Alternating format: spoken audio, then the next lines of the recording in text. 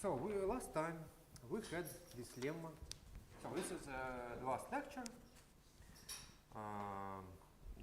The session will start next week. So yes, this is the last lecture. So we have to finish. We have to prove Abel's theorem. So we stopped at this lemma. I remind the statement. X Riemann surface, there is some curve, and there is some open set that contains this curve, such that the closure of U is compact. Then there exists a weak solution f of the end of the curve minus the starting point of the curve, such that f outside of U is equal to 1. It's a weak solution of this divisor. And we have this statement. Actually, this is a crucial lemma for the proof of Abel's theorem. Okay. And we proved this lemma in the case when UZ is a coordinate neighborhood.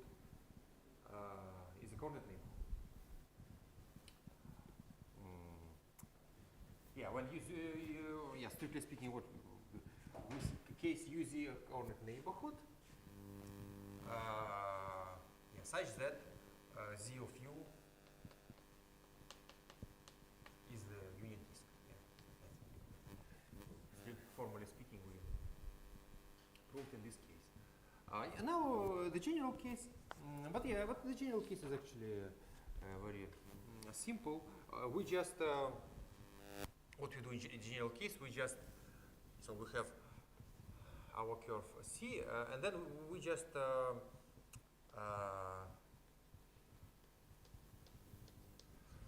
divide it in smaller segments such that these smaller guys are contained in coordinate neighborhoods, and apply the case that we have already done. So the general case. So what we say? We say that there exists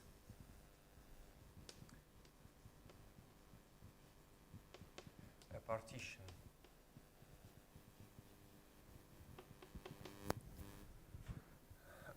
zero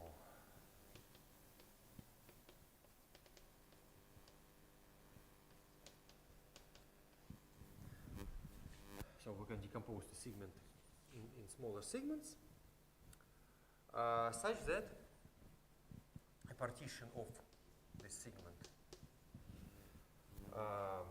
and coordinate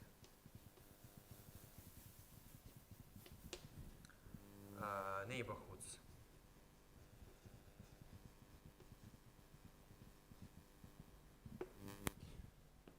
U, J, Z, J such that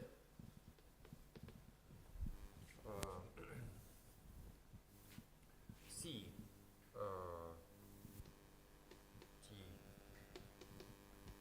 so each smaller segment is inside this UJ and inside U, and ZJ is the unit disk. Yes.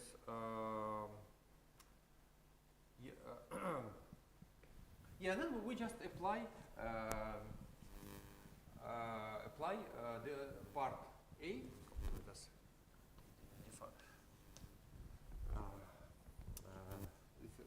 the first part, the special case by A. So by then apply A to C restricted to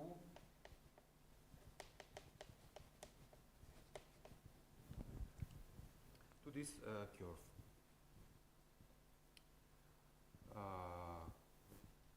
And find apply to and find a weak solution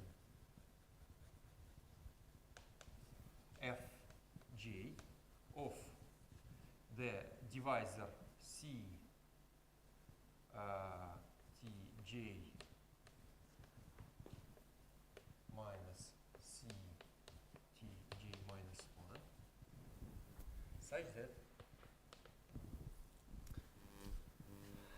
such that Fj restricted to x outside Uj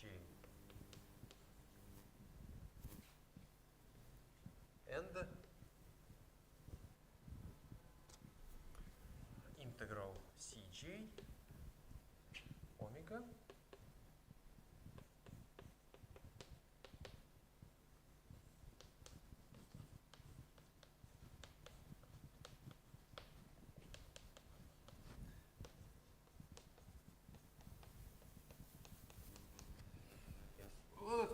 so E1 is the space of smooth one forms. Let us add this CL in order to denote the space of closed one form. So by this I denote the space of closed one forms. Okay, yes, yeah. Then I claim that then F F1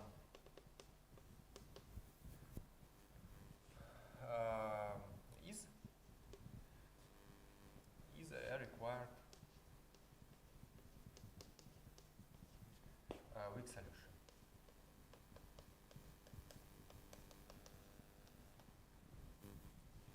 Weak solution of C 1 minus C 0. Yes, indeed. You see, if Fj is a weak solution of this divisor, then the product of Fj's is a weak solution of the sum of these divisors. But the sum of these divisors is exactly this divisor. If you sum these guys, these differences, if you sum the difference of this point and this point plus the difference of this point and this point and so on, then all intermediate points cancel, and then you will only have this point minus this point. So then, okay, you see Fj's are equal to 1 outside Uj. Outside Uj. So, and also, of course, they're equal to 1 outside U. Okay, you take the product. Of course, the product is also equal to 1 outside U. So, basically, indeed, you get a weak solution of this divisor. This property is satisfied, and you also have to check this property. Yes, but this integral. But yeah, but it is clear. Yeah, so you just write that integral over C is equal to the sum integrals over C restricted to Tj minus 1 Tg omega sum over J's. Then by A you can write it as sum over J's 1 over 2 pi I integral dfj weight omega. But then you know that sum dfj over fj is d, the product divided by the product. Yeah, so if you sum dfj over fj, then you get exactly 1 over 2 pi I integral x df over f omega. So this completes the proof of the lemma. Any questions? Fine.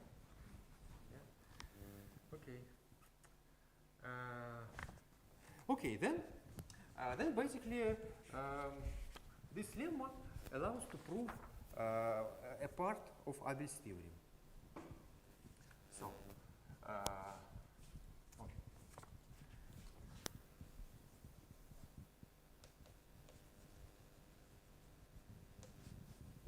So let me remind the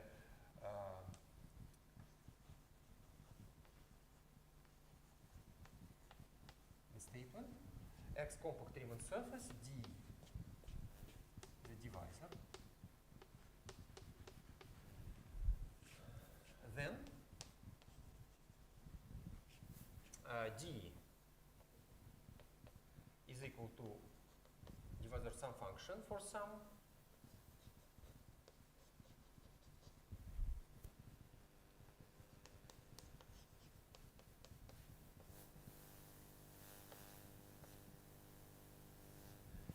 non-zero function if and only if there exists a chain such that dc is equal to d and integral over c omega is equal to 0 for any holomorphic one form. Okay, and then the lemma allows to prove this direction from right to left.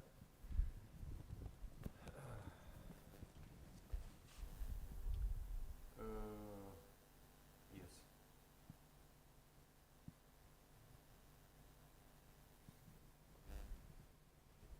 Yeah, maybe don't erase statement of the lemma.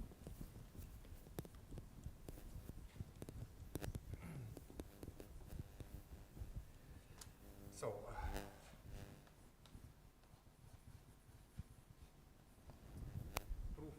we prove first this direction. So, what is the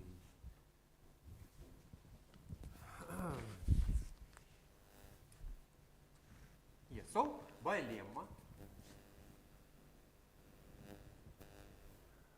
by the lemma,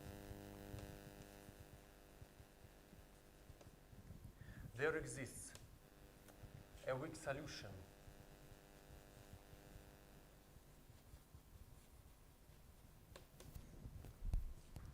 F of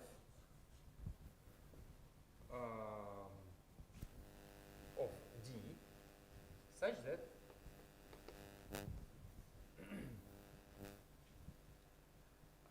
such that integral over C omega is equal to 1 over 2 pi I integral x df f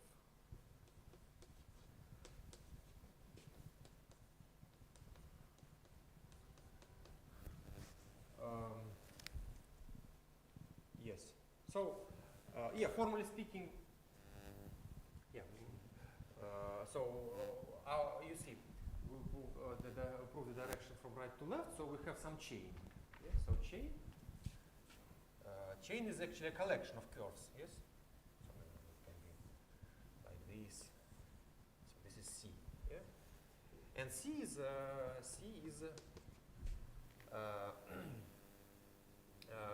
sum. The sum of CJs. These are curves, yes. So C1, C2, etc. Some CJ, some NJ, CJ.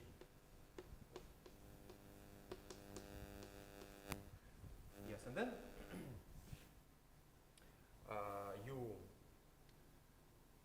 so if Fj is a weak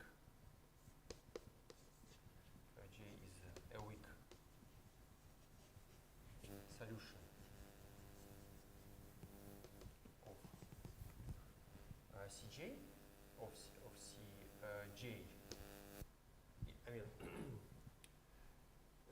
is a weak solution corresponding to Cj.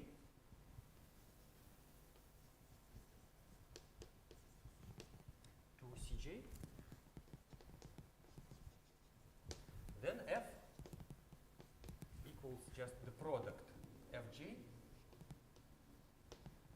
to the power Nj. Yeah, just want to give some details. Yeah, indeed, in the lemma you have just one curve. Yes. Here you have a chain. So you apply the lemma to each curve from this chain, and then just take the product. Is it clear how it works?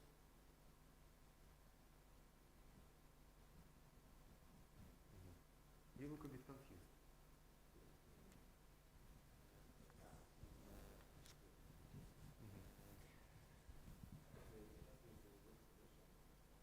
Yes. Yes, okay. So you have this property,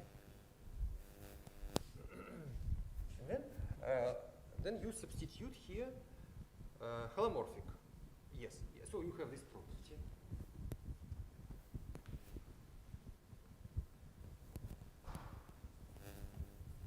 Then you know that any holomorphic one form is closed. So you can substitute here a holomorphic form.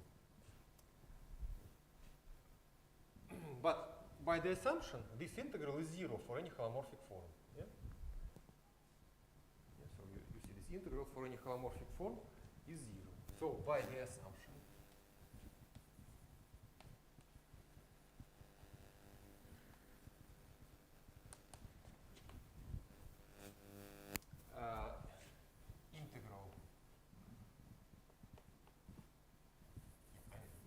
by the assumption this integral is 0. These YTFs are to a power, and how we apply the lemma to get the powers of these fs. But you see, I mean, if Fj is a weak solution of Cj of 1 minus Cj of 0, then Fj to the power Nj will be a weak solution of Nj times Cj of 1 minus Cj of 0. So here you see this condition.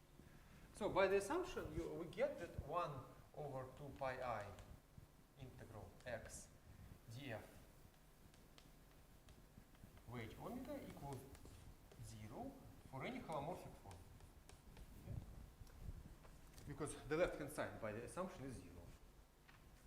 Yes. Okay. This is 0. Then, I mean, this guy is of type 1, 0. So df is equal to, you can decompose df as d prime f plus d double prime. But if you take the wedge product of d prime f with the holomorphic form, you get 0. So this guy is equal to integral x d double prime f over f wedge omega. Okay. Then I claim that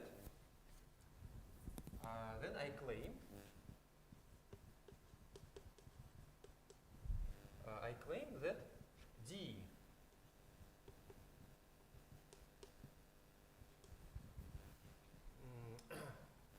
you see f that this is a smooth form of type 0, 1 on x.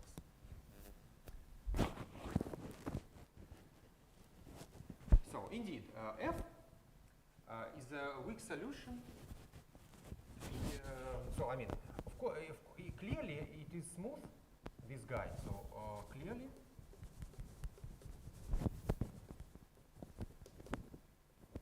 this guy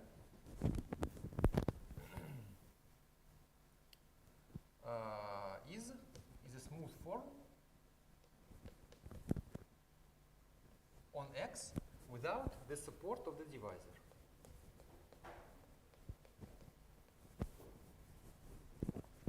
So you know that f is a weak solution So it has some zeros and poles, yes? In the points of the divisor. Yeah. Outside of the divisor, outside of the support, f is non-zero, some smooth non-zero function.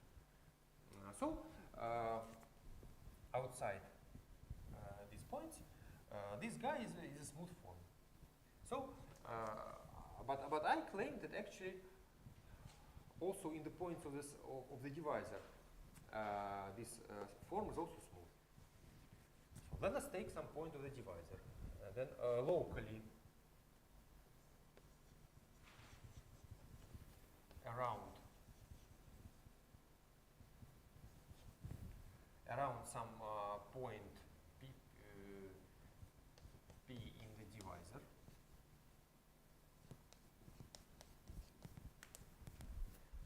What you have? We know that f is equal to z to the power d of p times psi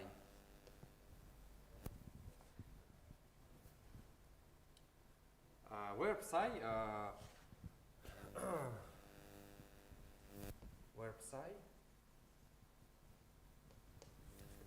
does not vanish.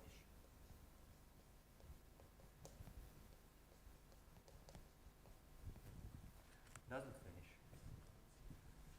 This was actually the definition, yes, of a weak solution.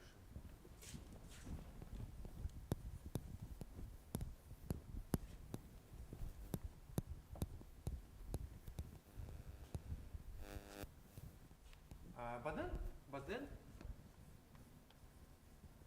d double prime f over f. The thing is that z is a holomorphic function, so d double prime of it is 0. So d double prime f over f is just d double prime psi over psi, and so it is smooth at p.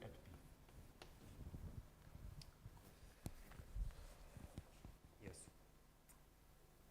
So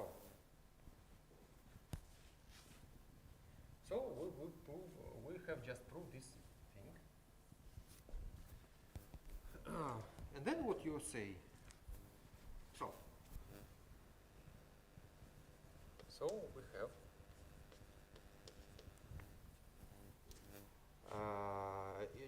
just again write what we have. We have that integral over x d double prime f over f wedge omega equals 0 for any holomorphic form. And we have just checked that this guy is actually smooth form of type 0, 1.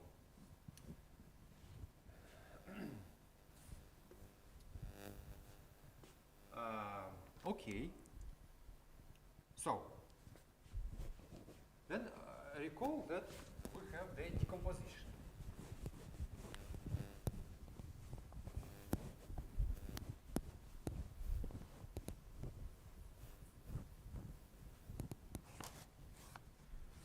We have the orthogonal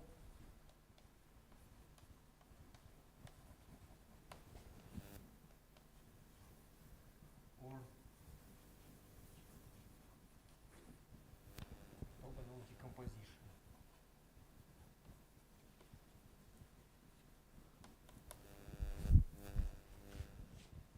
E1 x is equal to d prime ex plus d double prime of x plus omega x plus omega bar x.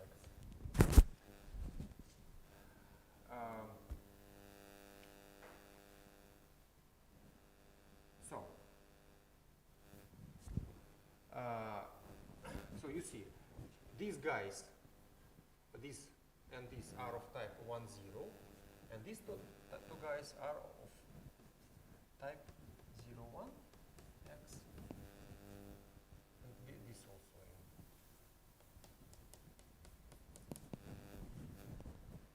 And this condition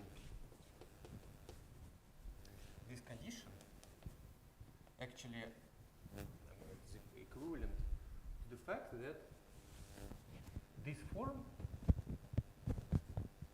the scalar product of this form with omega bar is equal to 0 for any omega, for any holomorphic form. Yeah, you remember we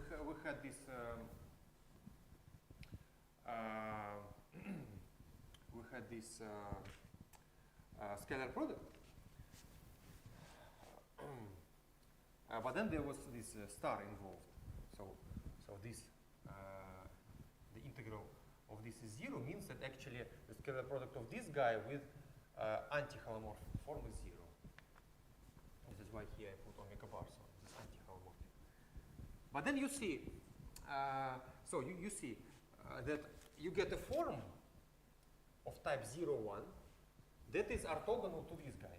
Yes, so this thing means that this form is orthogonal to anti-holomorphic forms. But then this means that it should be in this space.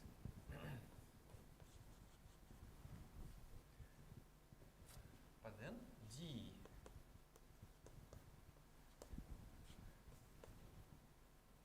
belongs to D double prime. Look, huh? I didn't see this. It's in the form 0, 1. Why is that the other orthogonal? Yeah, you see, this form is in type 0, 1, so it is in the sum of these two spaces. These two spaces are orthogonal to each other. So, but you know that this form is orthogonal to one of these spaces, to this one. So it should belong to another one. So, and then this means that D double prime F over F is equal to D double prime G for some function, some smooth function G. Okay, and then take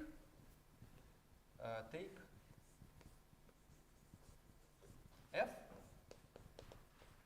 Let us take the product e to the power minus G times F. So you see, this guy, the exponent of minus G, is some non-zero function. So this is also a weak solution of D. So F is a weak solution of D. And I actually claim that it is meromorphic. So actually it is a solution.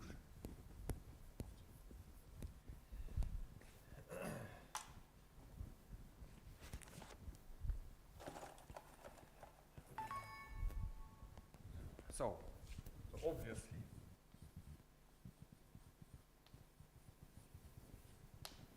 F is a weak solution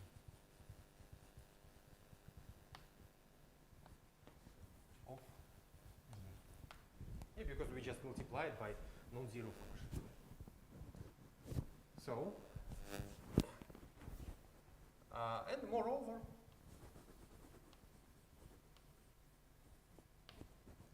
D double prime F is equal to D double prime E minus GF. Okay, you apply minus E minus G D double prime G times F plus E minus G D double prime F. But then we constructed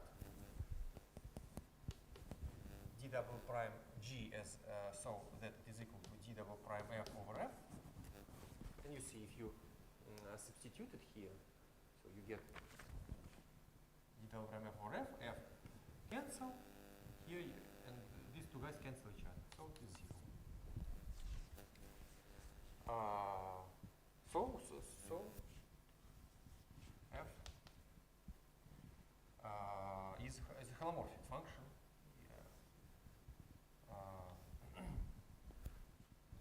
On X, without the support of D.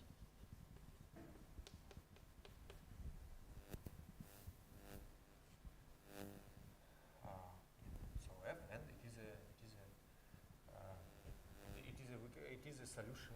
So F and it is a solution of D. Yeah, well, we discussed it. A weak solution is a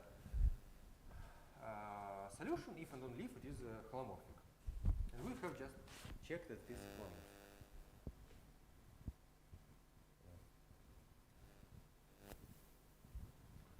Okay, so this proves a part of Hagel's theory. Any questions?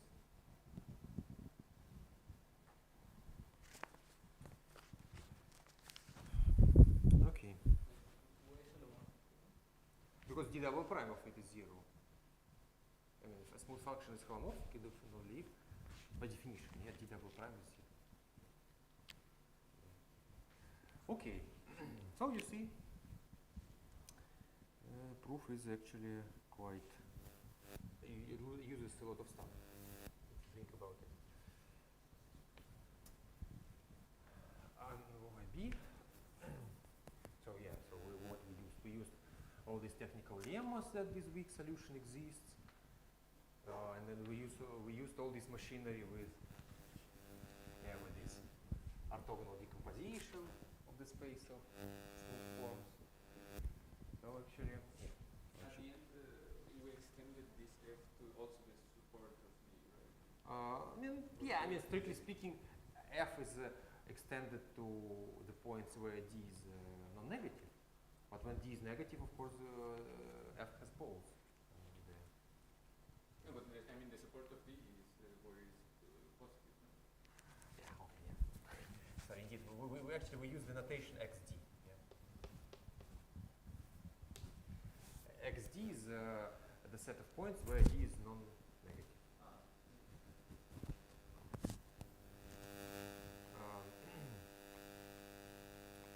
Yes. Okay. So yes. So if you think of it, we used a lot of things. So actually, this is quite non-trivial. And actually, other directions proved is a completely different way, and in some sense, it is much more elementary. I mean, actually, in the other direction, I think we could prove just at the beginning of the course.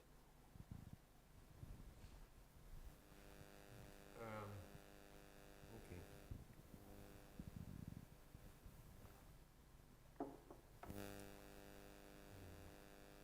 Yes, what we do? What we do? So, we want to prove this direction.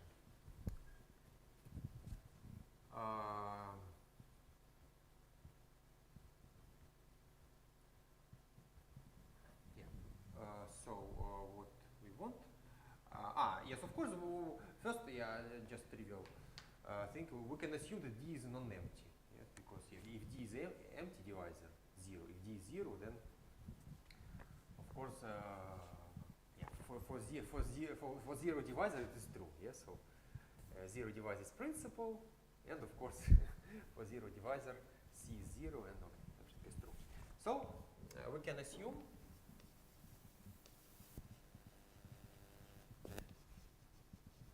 that D is not equal to 0, not identically 0. Then F defines,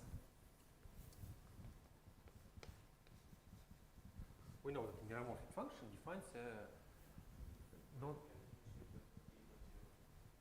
because this case is trivial, yes, because, okay, consider, let us prove Abel's theorem for 0 divisor, yes. The 0 divisor is a principal divisor, of course, just for constant function. And also, there exists a chain such that dc is equal to 0 and this integral is 0. Yes, it exists such, you can choose c equals 0. So, Abel's theorem is true for 0 divisor. So, you can assume that d is not 0. Then, f is non-constant, and it is defines a non-constant map to P1. Then f, this map f from x to P1 is non-constant.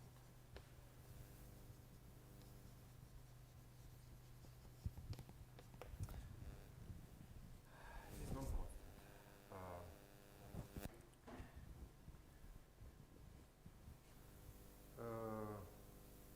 Yes. First of all, let us construct this C. Yes, so we should construct this chain C.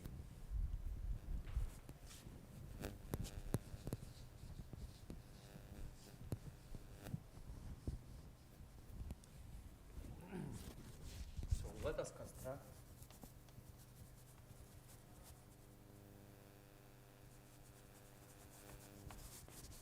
C.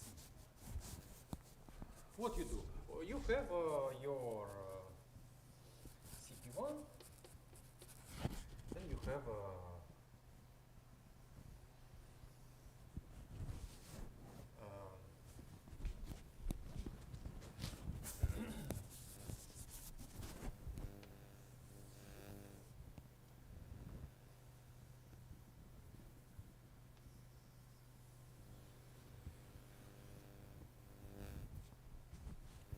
so this is X, this is CP1, and you have here 0 and infinity. Yeah, then I want to choose a curve that connects 0 and infinity, C tilde. C tilde. So choose.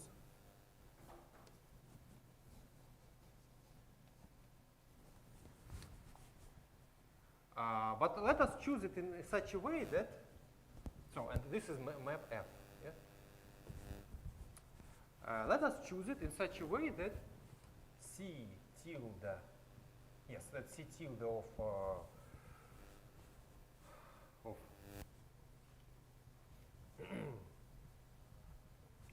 0 is equal to infinity, C tilde of 1 is equal to 0, and also that this curve doesn't go through critical values. Probably it can, this 0 and infinity can be critical values, but you require that all internal points do not go through critical values. So you require that C tilde of the interval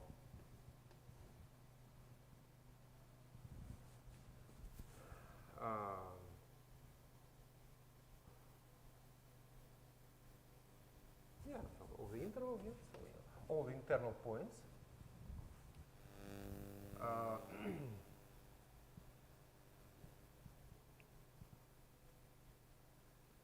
they yeah, so they belong to CP1 without critical values, union 0 infinity. Yeah. So it goes from 0, then do not pass critical values. And it starts at infinity. Yeah, do not pass critical, doesn't pass critical values, and then ends at 0.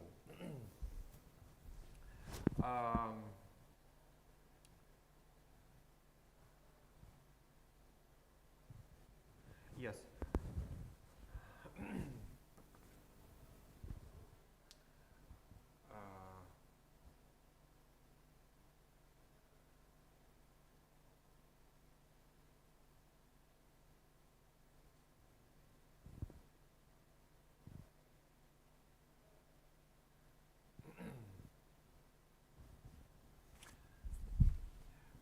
Yes, then Yeah, what I claim? Yeah, I claim that. Then I claim.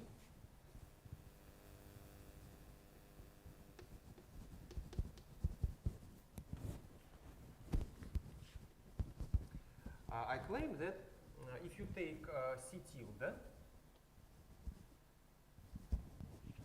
of 0, 1, so you take the image of this curve and take the pre-image of this,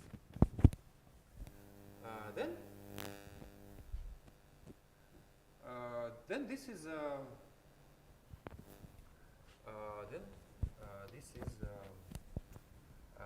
the union C1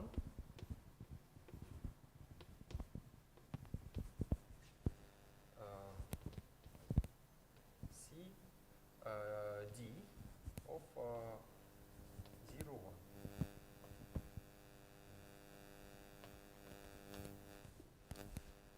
Where let us denote by D the degree of F.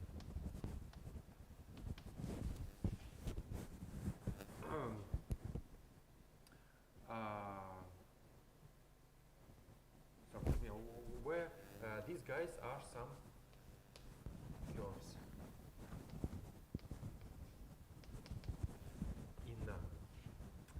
in X,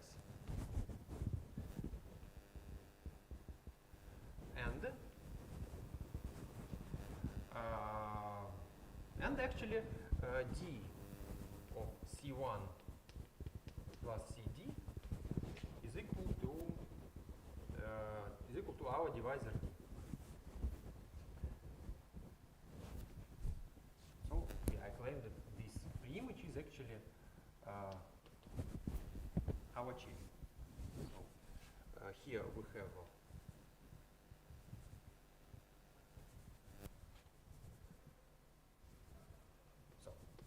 some picture here. So these are pre-images of 0, pre-images of infinity, and you take the pre-image of this curve C tilde. Yeah? So then I claim that you get something, I don't know, something like this.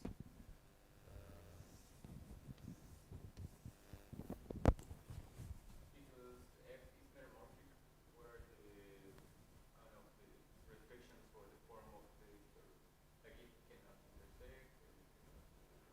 Yeah, first of all, here F is a holomorphic map. So now we consider that F is a holomorphic map from X to C tilde. Yeah. Then so what did you want to say? Being holomorphic, this gives some conditions for the topology of the curve, like in X. Yeah. Yes. Yeah. Of course. Yeah. It gives some conditions. Yes. Yeah. So I have to explain it. Why it is true? Or is it clear? Clear? Yes. You think so? Why?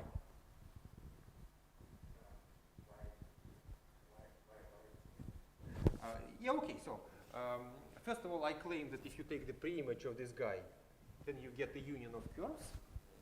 Okay. Well, let us suppose we accept it. But then why the boundary of this union is our divisor?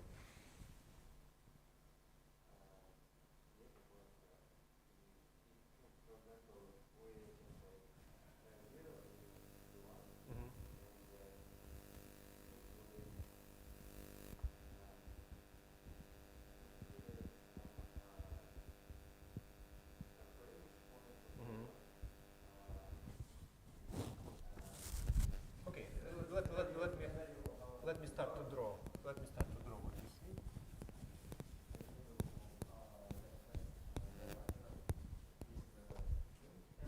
Yeah, indeed.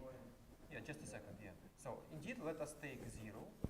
Then you say, let us take some pre-image. Yeah. So some x. Then what would you say?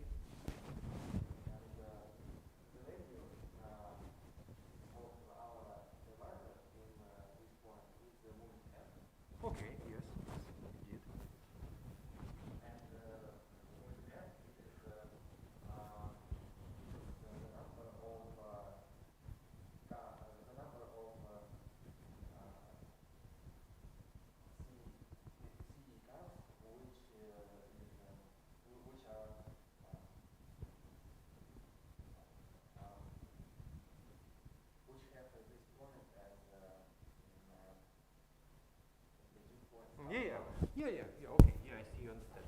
Yeah, indeed, this is exactly what happens. So you take some point in the pre-image of 0, and then you take a neighborhood of this point, and then locally this map around this point, this map F.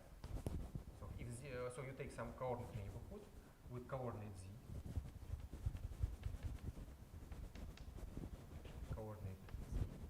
And then this map locally looks as z goes to z to the power the multiplicity of this map f at this point. Yeah, but the multiplicity is actually our multiplicity of f at this point is exactly d of x.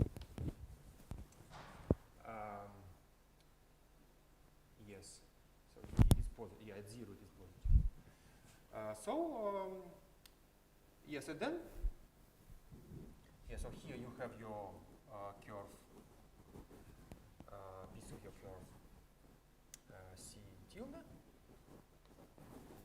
And then in the pre-image, when you take the pre-image, you get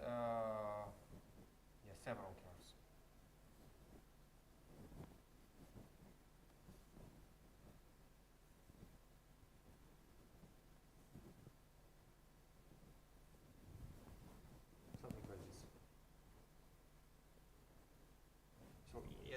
In the pre-image, you get exactly this number of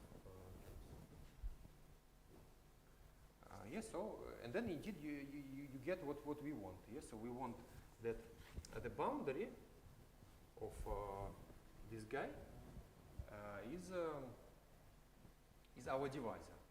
And indeed, in the pre-image of this C tilde, you get this mult.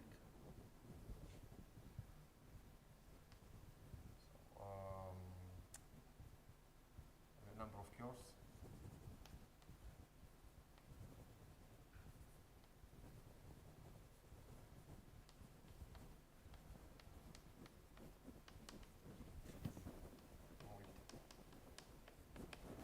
Yeah, so the number of curves is this one. So then the boundary will be exactly this point with this multiplicity, which is equal to d of x. So this shows that indeed the boundary of the pre-image is exactly our divisor. Is it clear? Okay. Okay, so we have constructed this chain. So, but now we have to check this property.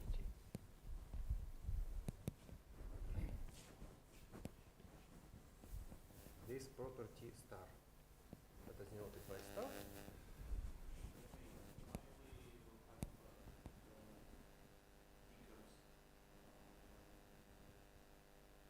Because you see, if you throw away 0 and infinity, then yeah, you see, I added the condition that the internal points do not pass through critical values. But we know that if you restrict your f to CP1 without critical values, then it will be a smooth covering of degree d. So if you consider the pre-image of our curve without 0 and infinity, you will just get d curves. Yeah, but then these pre-images of 0 and infinity, they somehow touch each other.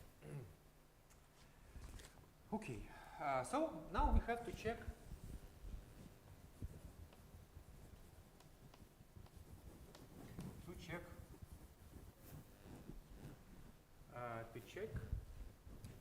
this property star.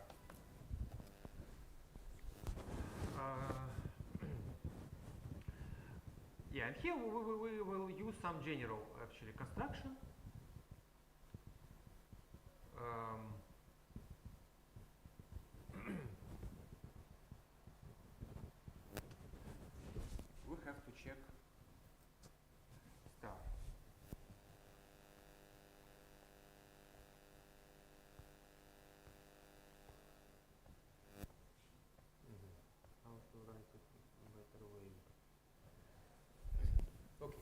let me maybe.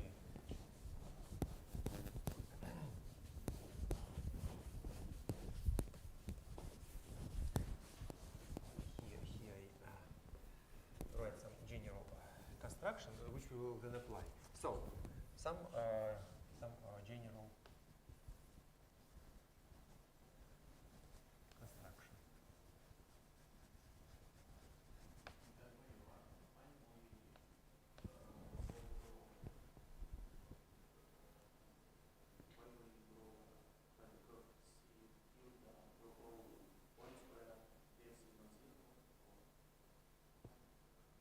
Can you say it again?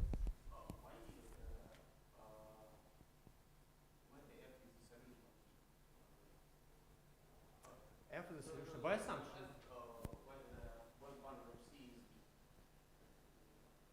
But this is I have just tried to explain. Yes, so you take the pre-image. So if pre-image of this curve, if you throw away these endpoints, then you get just D.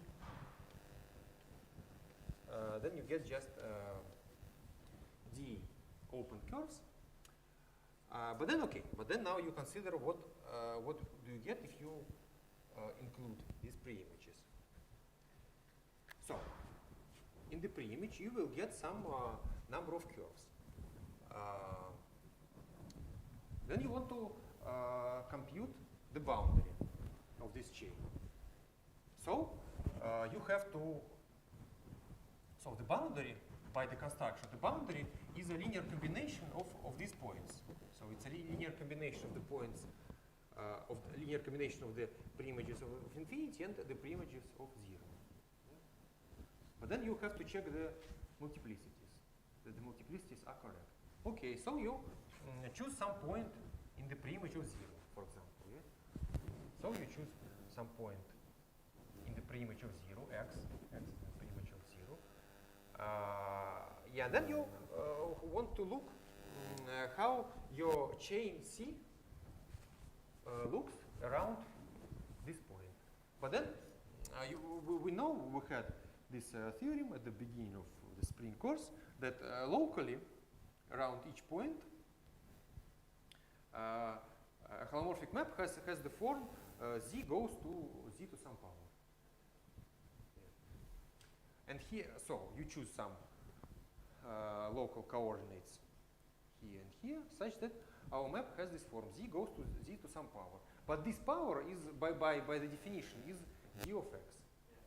Yes. Okay, then you have your curve downstairs, and you want to take the pre-image of it. Okay, so the number of curves in the pre-image will be the multiplicity, which is actually equal to d of x. So here you get dx curves, and if you take the boundary, then the boundary will be equal to this point taken d of x times. Yeah, so then you we only check that d of x equals multiplicity. Dx equals mother of c on the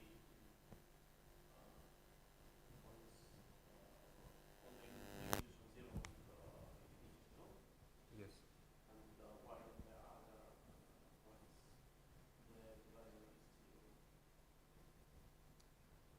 The divisor is 0. Divisor 0. But you see, I mean, by the assumption, d is the divisor of f. So it's the divisor of poles and zeros. Yes. So your f you can consider f as a holomorphic function from x to cp1. So yeah. Okay. So in order to proceed, we have to explain some general construction. Suppose you have some holomorphic map from x to y, where x, y are compact Riemann surface. suppose you have a holomorphic form on X. Then I want to explain you a construction of some holomorphic form on Y. So let us construct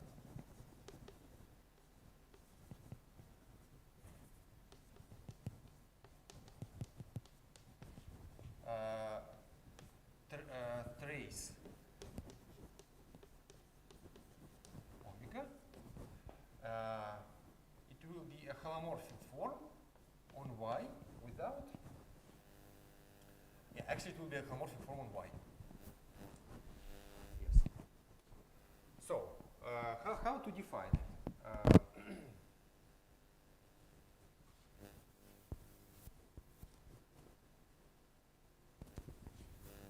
So how to define it? Okay, maybe let us first define it outside of the critical values.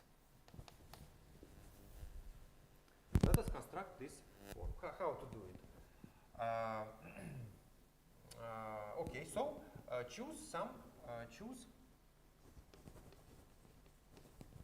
or take. So we construct it locally. Take some u, some coordinate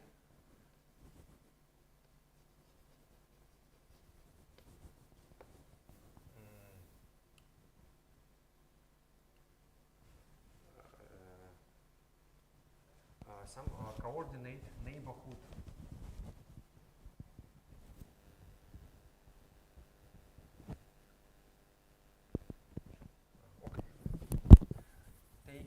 U open. It doesn't matter. It's simply it's a coordinate. So take open U in Y. But let us choose connected and simply connected.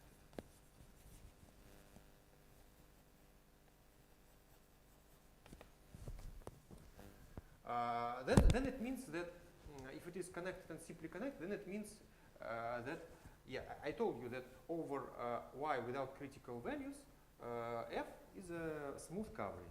So, but then if you restrict it to a connected and simply connected open set, then it will be a trivial cover. Yeah? So, if you restrict F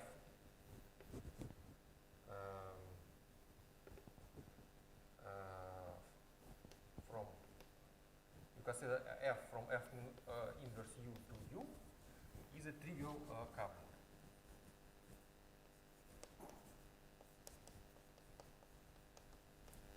Trivial covering.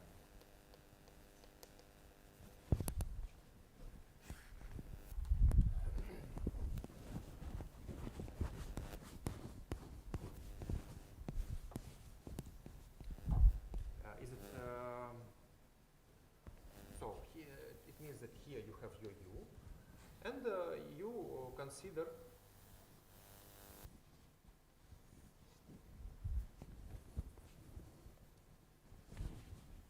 this is F inverse U, and F inverse U is equal to V1 Vd, where D is the degree of F,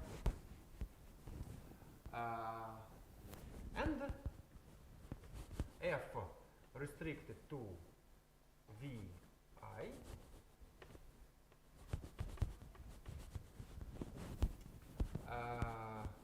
to U is biholomorphic.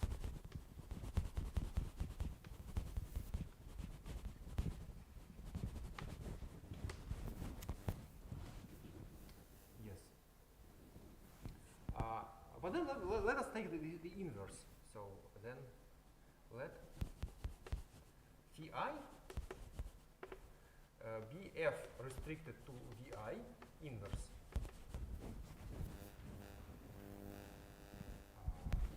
So here you have the map F from all these guys.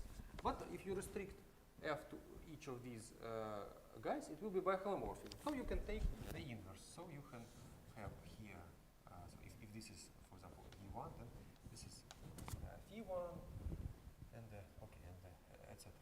This is VD, and here you have the map phi T.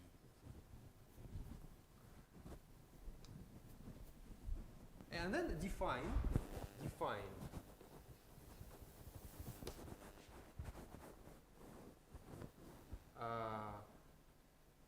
trace omega on U as T1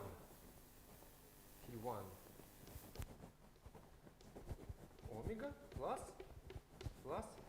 phi d omega.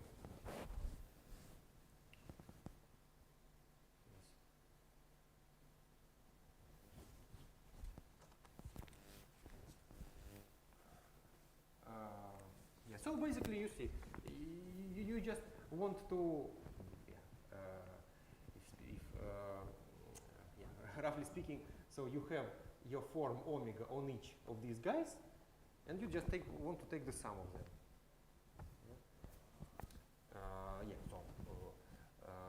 For this you choose sufficiently small u, you choose u such that this f restricted to u will be a trivial covering, and then you can do this construction. So this defines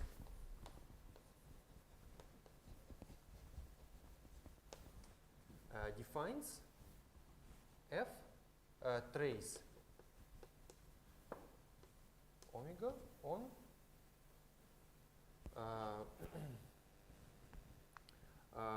this defines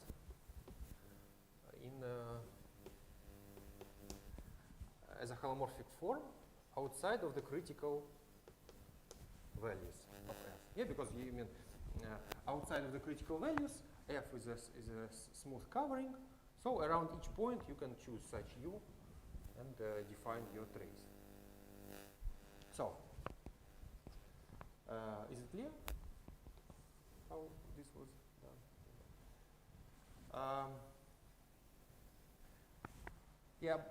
But then actually, then there is a lemma, the last lemma actually. The last lemma.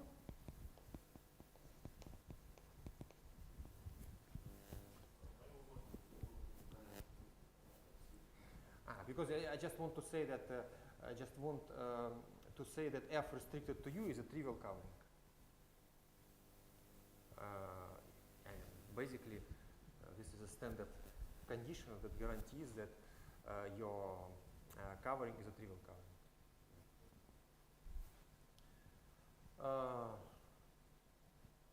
I think you can just say simply connected, actually. Simply connected.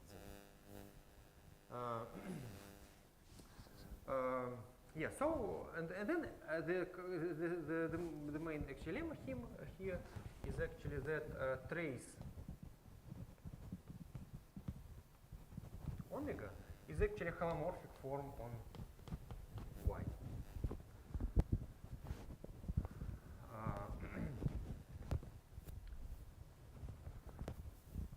Okay, so let us. Whether we will have time. I mean, actually, it's simple lemma, but okay.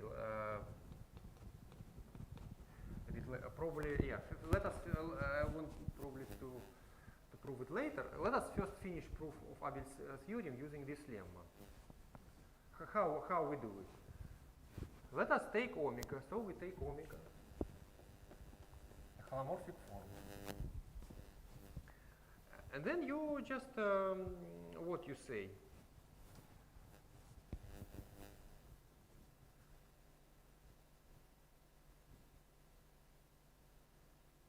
Actually, I mean, this is, you just should look at the picture and think, So, you see, you can, we constructed our chain as a preimage of some curve.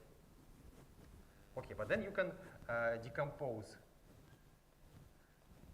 your curve in small pieces.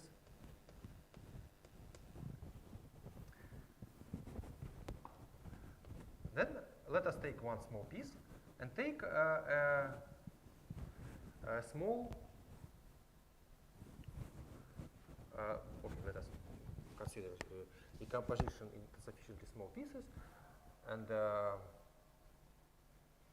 such that each small piece is inside some simply connected and simply connected open set. Yeah. So your F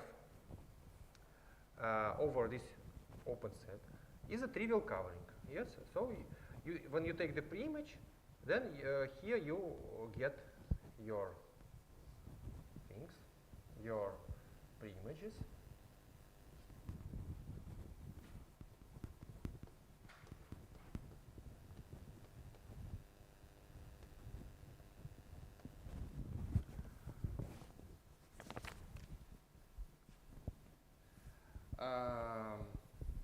But then you see, suppose you want to integrate your, now we want to integrate omega over these guys.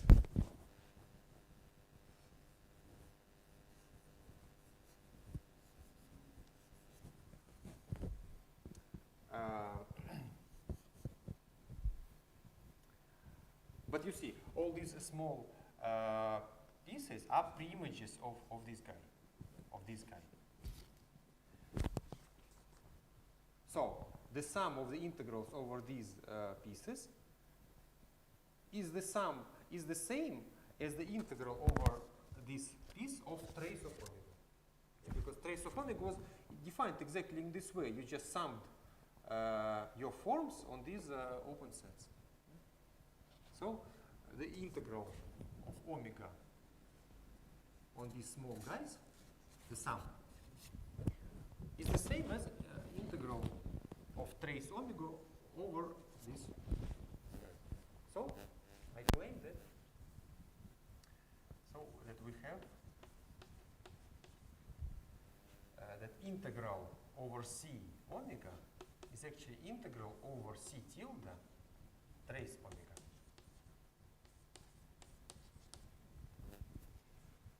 Actually, by the construction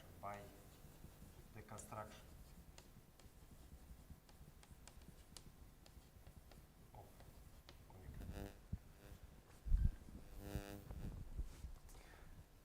Yeah. But then you see, this guy should be a holomorphic form on CP1. But you know that there are no holomorphic. Yeah, by the construction of both omega and C. Yeah, actually, omega and C. Yeah. Sorry. Yeah, correct. Yeah, I'm thinking about one thing, writing another one. Of course, yeah. We have by the construction of C and trace.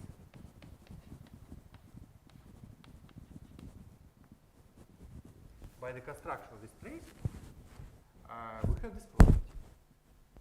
But then, as I told you, trace is actually a holomorphic. But then, there are no holomorphic forms on CP1, so this space is 0. So this should be 0.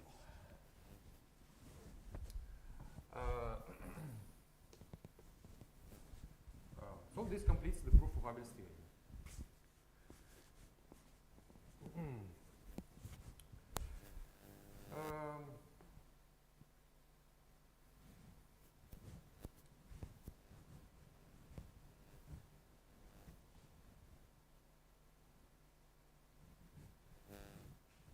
Okay. Assuming this lemma, do you understand the proof of Abel's theorem? Okay, we have to prove this lemma. Okay, now this is not needed. Actually, this is just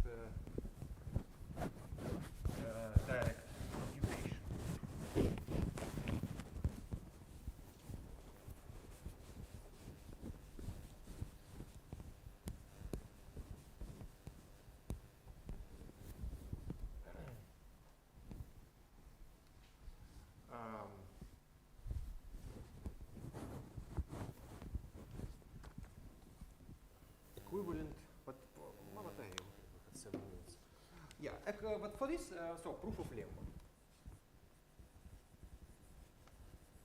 Of the lemma.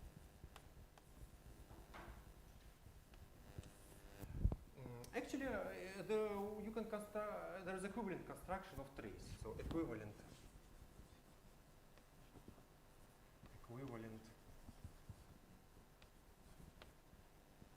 construction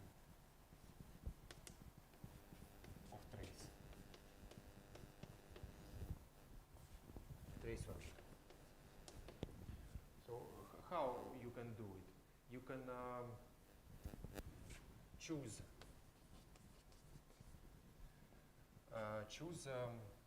coordinate chart U W. So U is inside Y without critical values. Yes, and then define. So choose coordinate chart, and then consider the function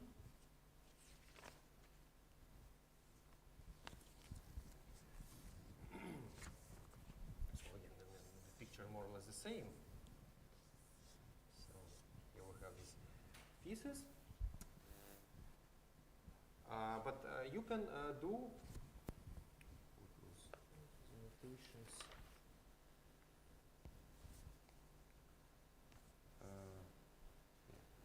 Then you can take G, you can take the ratio of omega and F star D W. Yeah, as we discussed, if you have two holomorphic forms, then you can take the ratio of them. So this is as a function, the holomorphic function on F inverse of U. And you see, since U doesn't contain critical values, this guy is a non-zero form, so we can divide over it. So the result is holomorphic. So you take this function, and then on U trace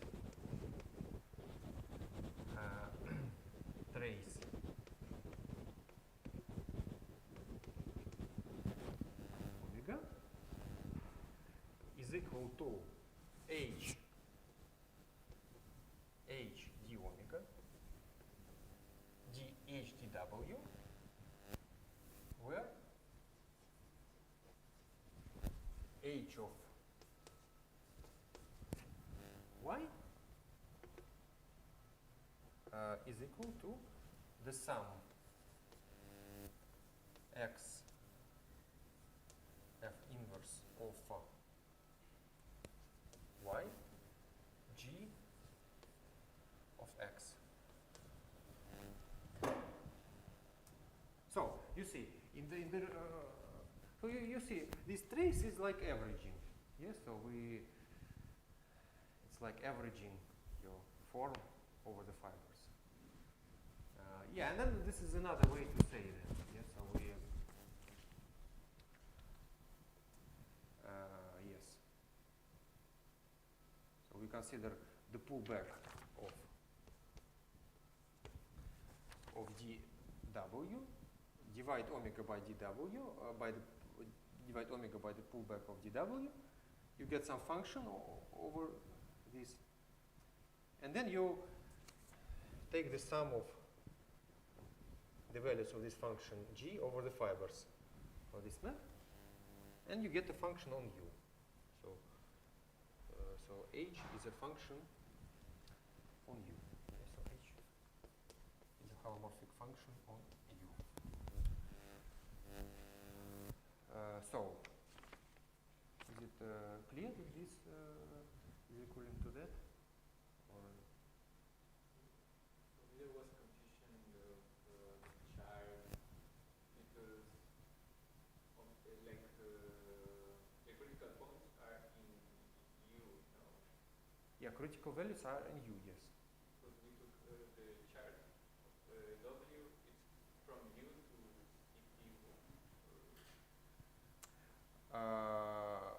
why CP1? No, here you see, I mean, this general construction is in, yeah. So of course, in Abel's theorem, y is CP1, but yeah, in this construction, y can be an arbitrary quantity. So this W is going toward the W? W is a, you see, it's a coordinate chart. Yes, okay. Choose a coordinate chart on y. Yeah, but I wrote it. Yeah, U is an open subset of y that doesn't contain critical values, and W is a coordinate. So coordinate chart is a is an open set together with a coordinate.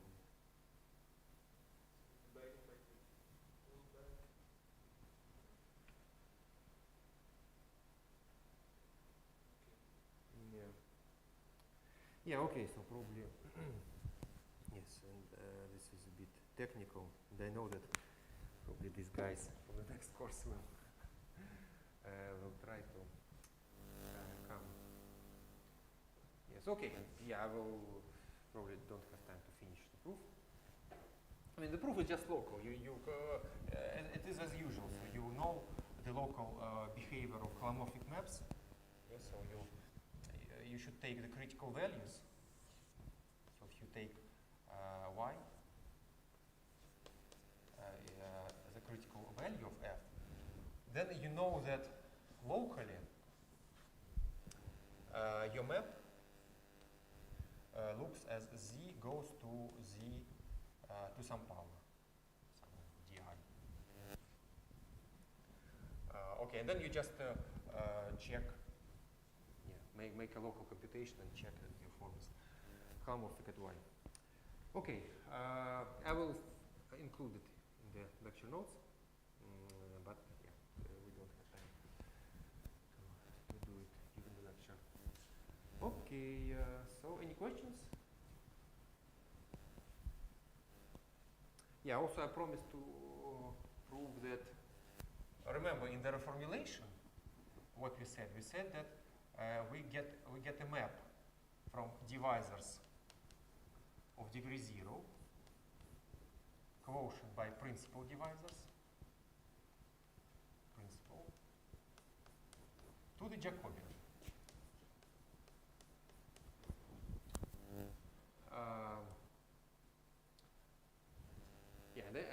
Actually, Abel's theorem says that. Using Abel's theorem, we see that there is this map injected. But actually, it is an isomorphism. So my plan was to prove that it is also isomorphism.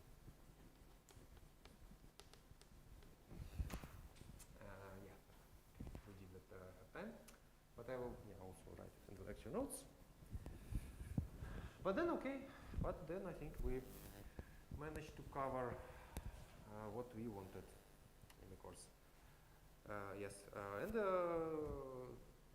we will have an exam. You say that on the 30th of December there will be an exam, just standard written exam. Okay, for 3 hours.